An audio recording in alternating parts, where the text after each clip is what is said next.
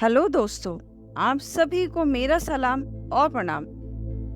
दोस्तों, क्या आपको पता है कि जापानी भाषा में असहाय का अर्थ है सूरज की रोशनी और हारू का अर्थ है बसंत। दोस्तों, आज की कहानी दो मित्रों की है जिनका नाम असहाय और हारू है, जो आगे चलकर यह नाम दोनों बच्चों के जीवन पर अपनी अपनी छाप छोड़ने वाले हैं। बचपन से ही दोनों बच्चे घनिष्ठ मित्र थे। वो साथ पढ़ते, साथ ही नदी में नहाते और पूरा दिन साथ ही रहते। लेकिन असहाय के अंदर एक खास क्वालिटी थी। वह जो भी कार्य करता वह उसमें डूब जाता। अगर वो खेलता तो पूरी दुनिया भूल जाता। जब वह कुछ पढ़ने बैठता तो उसे खाने के लिए भी खींच कर उठाना पड़ता। एक दोपहर जब दोनों बच्चे खेल रहे थे, तब असहाय को घर से कोई जल्दीबाजी में बुलाने आया और बिना कोई कारण बताए उसे खींच कर ले गया। यह दोनों मित्रों की आखिरी मुलाकात थी। बाद में पता चला कि किसी दुर्घटना में असहाय के पिताजी का निधन हो गया है। 5 दिनों बाद असहाय अपने मामा के पास रहने चला गया। उसे अपने दोस्त से आखिरी बार मिलने का मौका भी नहीं मिला। कुछ साल बीते। असहाय के जीवन में एक नया मोड़ आया। उसकी एकाग्रता नया रूप लेने लगी। वह शांत पहाड़ की चोटी पर जाकर ध्यान करने लगा।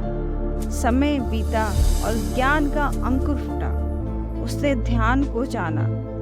वह हमेशा हर जगह वह ध्यान को ही जीने लगा। लोग उसे ध्यान का मास्टर यानी जैन मास्टर बुलाने लगे। एक दिन हारू ने सुना कि कुछ दूर पहाड़ पर एक जैन मास्टर रहते हैं। फिर किसी ने बातों बातों में बताया कि अरे, यह तो अपने गांव में खेलने वाला असहाय है, जो अब जैन मास्टर के नाम से जाना जाता है। हारू को अपने दोस्त का नाम सुनकर अजीब सा आकर्षण महसूस हुआ। वह खुद को रोक नहीं पाया और फिर काम से फुर्सत पाकर वह अपने परम मित्र से मिलने चल पड़ा और कुछ घंटों की यात्रा करके वह पर्वत पर पहुंचता।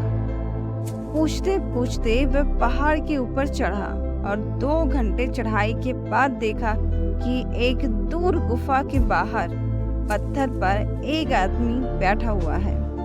हारू ने थोड़ा नजदीक से देखा तो अपने दोस्त को पहचान लिया, लेकिन उसके चेहरे पर तेज और आभा देखकर वह चौंक गया। हारू ने हिचकिचाते हुए पूछा, आपने मुझे पहचाना? मेरे दोस्त, मैं तुम्हें क्यों नहीं पहचानूंगा? तुम्हें ऊपर चढ़ने में कोई दिक्कत तो नहीं आई? अब तो तुम काफी मोटे हो गए हो। ये जैन मास्टर ने ऐसे स्वागत किया जैसे 2 दोस्त कल ही मिले हो। दोनों बहुत देर तक बातें करते रहे। हारू ने देखा कि असहाय की नजरें एकदम स्थिर हैं और चेहरे पर हल्की मुस्कान हमेशा बनी रहती है। फिर कुछ देर बाद हारू ने पूछा, तुम्हें अचानक क्या हुआ? तुम यहाँ क्यों आ गए? असहाय ने कुछ नहीं कहा, बस मुस्कुरा कर पूछा, अच्छा दोस्त, यह बताओ तुम कैसे हो? घर में सब ठीक है? हारू एकदम निराश हो गया। उसने कहा, दोस्त, मैं जिस काम को शुरू करता हूँ उसमें असफलता ही मिलती है। हमेशा पैसे और खाने का अभाव रहता है, इसलिए मेरी पत्नी ताना कसती है और बच्चे भी बात नहीं सुनते। असहाय ने कहा, क्यों ना तुम मेरे साथ ही कुछ दिन यहीं रुक जाओ और मेरे साथ यही ध्यान करो, फिर चले जाना। हारू ने सीधे मुंह तो मना नहीं किया, लेकिन उसने सोचा कि मेरे पास इतना खाली समय तो नहीं है कि मैं इस पर्वत पर बैठूं। मैं कल ही सुबह चला जाऊंगा। लेकिन उस रात हारू बहुत गहरी नींद सोया। अगले दिन उसे बहुत शांति महसूस हुई। वह यूं ही पहाड़ों में घूमता रहा और जब भी समय मिलता दोनों दोस्त बचपन की यादें ताजा करते। हारू को पता भी नहीं चला कि कब 3 दिन निकल गए। जब वह वापस आया तो काफी परेशानियां टल चुकी थी। बड़े आश्चर्य की बात है कि घर का माहौल भी अच्छा था। कुछ दिनों में फाइनेंशियल हालत में भी सुधार हुआ। फिर कुछ 10-12 महीने निकले। पहले बच्चे की तबीयत बिगड़ी, फिर काम में नुकसान हुआ। उसे दुकान बंद करके घर बैठना पड़ा। उसका मन भी नहीं लग रहा था। तो फिर हारू अपने दोस्त के पास पहुंचा। उसने देखा कि जैन मास्टर की प्रसिद्धि और भी बढ़ चुकी है। लोग दूर दूर से जैन मास्टर के पास आ रहे हैं, लेकिन असाई वैसे ही शांत बैठा हुआ है। आंखें वैसी की वैसी ही स्थिर हैं। पुराने दोस्त को आया देखकर जैन मास्टर ने पूछा, मित्र, अब सब कैसा चल रहा है? आवाज में वही अपनापन। हारू ने कहा कि दोस्त, अपनी अपनी किस्मत है। मेरे जीवन में परेशानियां खत्म ही नहीं होती। एक के बाद एक परेशानी आती ही रहती है। फिर जैन मास्टर ने कहा कि तुम मेरे पास 5 दिन रुको।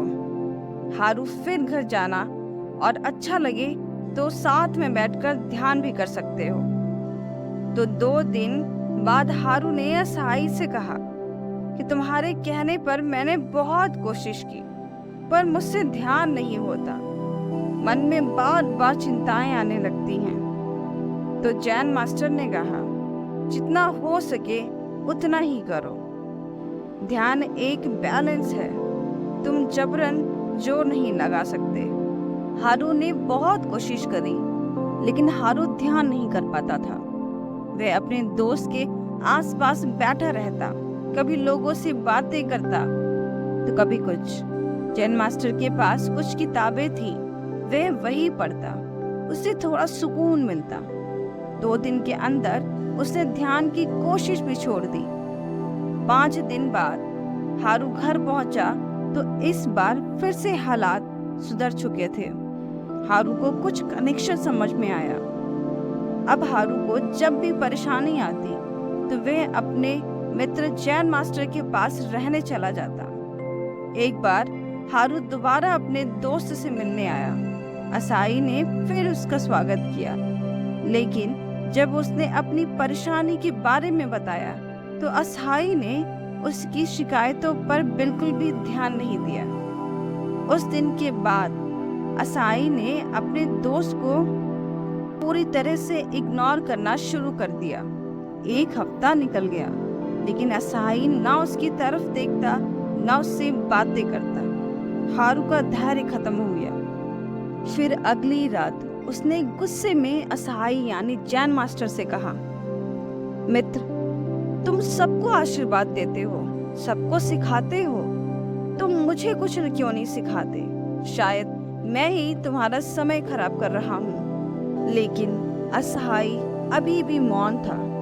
फिर हारू रोने लगा, मुझसे ऐसी क्या गलती हुई है कि तुम मुझसे बात नहीं करते?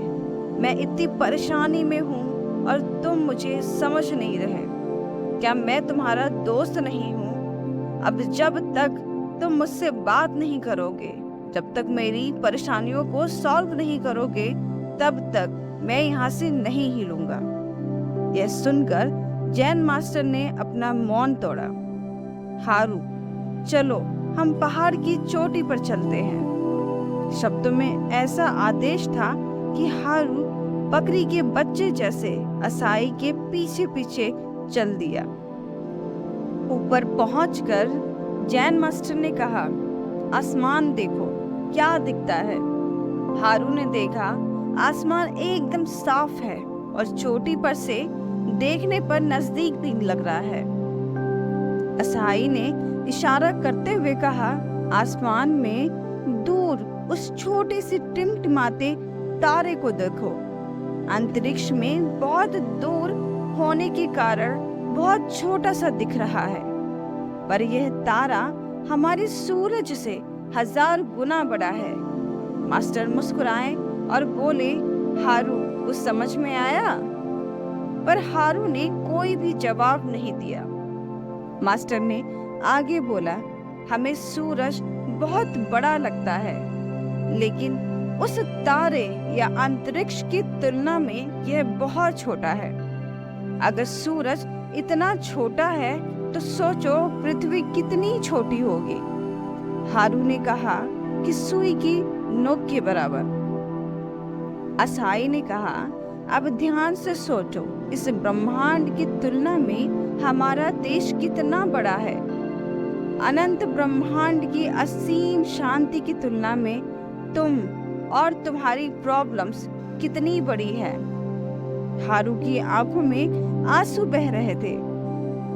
जैन मास्टर ने कहा कि तुम्हारी प्रॉब्लम इतनी छोटी है कि तुम्हारे जीवन में जो कुछ भी हुआ और जो भी परेशानियां अभी हो रही हैं, अनंत की सच्चाई के सामने इसका साइज इतना छोटा है कि हम उसके अस्तित्व को नकार सकते हैं। असल में सब कुछ एक है, कुछ भी असीम शांति से अलग नहीं है।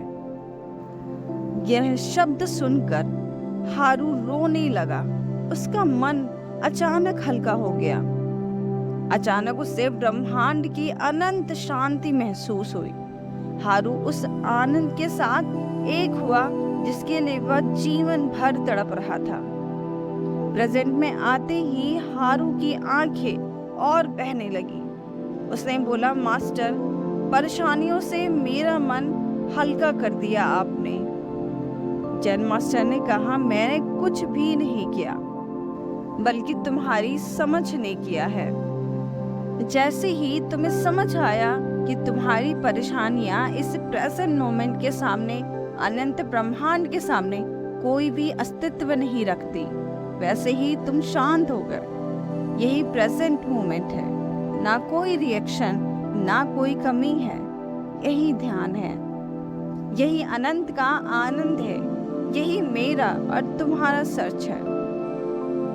दोस्तों, हारू की तरह ही हमारी लाइफ में भी हम अपनी छोटी छोटी परेशानियों से परेशान हो जाते हैं। हमें लगता है कि हमारी परेशानियों के आगे सभी की परेशानियां कम है। लेकिन अगर इंसान अपनी परेशानियों को मिटाने का संकल्प ले लेता है तो समस्त ब्रह्मांड भी उसे गाइडेंस देने लगता है, उसे उसकी परेशानियों से मुक्त करने का उपाय बताने लगता है। आपने महसूस किया होगा कि जब भी आप परेशानी में होंगे, कोई ना कोई हेल्पिंग हैंड आपकी मदद करता है। बस आपको अपने ऊपर विश्वास रखना है। दोस्तों, आई होप कि आज की वीडियो से आप लोगों को बहुत कुछ सीखने को मिला हो। अगर वीडियो पसंद आया हो तो प्लीज़ वीडियो को लाइक करें और आगे फॉरवर्ड करें। अगर चैनल पर आप नए हैं तो प्लीज़ चैनल को सब्सक्राइब करें। तो मिलते हैं नेक्स्ट वीडियो में। Till then, take care and thank you.